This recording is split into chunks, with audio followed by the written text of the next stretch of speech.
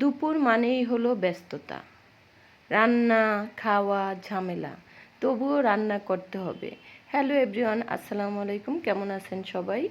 আজকের ভিডিওটি হচ্ছে আমার দুপুরের রান্না নিয়ে। দুপুরে আজ আমি কলিজা ভুনা করব, সেই সাথে কয়েক ধরনের সবজি, কাঁঠালের বিচি ভর্তা। তো কলিজা অনেকেই সিদ্ধ করে তারপর ভুনা করে, আজ আমি সিদ্ধ না করে ভালোভাবে ধুয়ে রান্না করব। তো আমার মেয়ে ছোট ছোট করে কলিজা কেটে কষা কষা ভুনা ভুনা খেতে পছন্দ করে, আর আমার খেতে ভালো লাগে মাংসের সাথে বড় বড় কয়েক টুকরা যদি একসাথে রান্না করা যায় তো সেটা।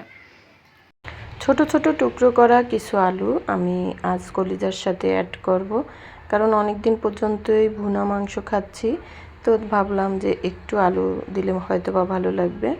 এদিকে আমার রান্নাও শেষ হয়ে গেল, আর চুলার উপর থেকে এক টুকরো কলিজা টেস্ট না করলে কি চলে, আমার এক টুকরো খেতেই হবে।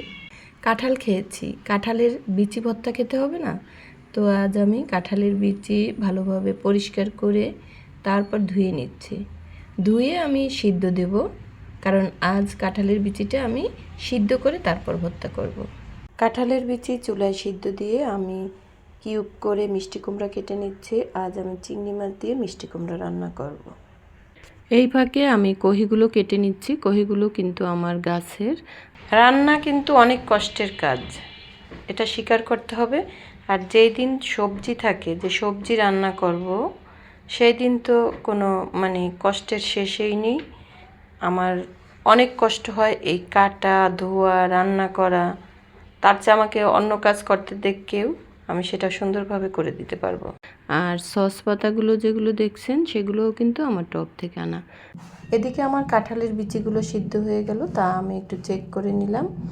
আর কাঁঠালের বিচিগুলো আমি আজ শুকনো মরিচ দিয়ে ভর্তা করব। শুকনো মরিচের ভর্তাটা আবার খেতে অনেক মজা হয়। এই ফাঁকে আমি আমার কহি ভাজির ভিতরে একটা ডিম ছেড়ে দিলাম। ভাই, রান্না করতে অনেক কষ্ট, কে যে আবিষ্কার করেছে রান্না করা তা আমি জানি না।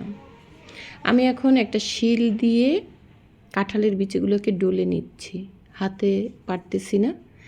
আর এদিকে শুকনো মরিচগুলোও আমি গুঁড়ো করে নিলাম।